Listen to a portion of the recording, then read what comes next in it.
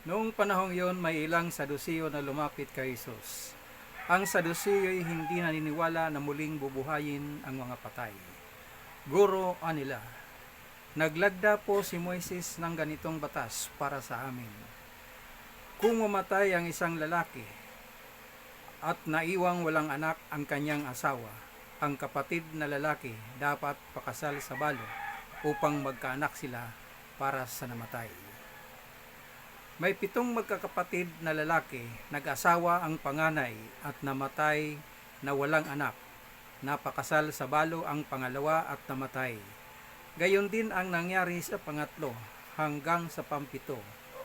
Isa-isang napangasawa ng babae at pawang namatay na walang anak. Sa kabilang buhay namatay naman ang babae. Sa muling pagkabuhay, sino po sa 7 ang kikilalaning asawa niya, yamang napangasawa niya silang lahat?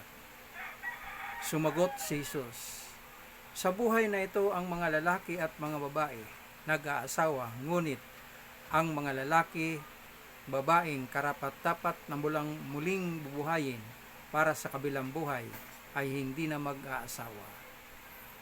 Hindi na sila mamamatay pagkat matutulad sila sa mga anghel at sila'y mga anak ng Diyos, yamang muli silang binuhay. Ang mabuting balita ng Panginoon.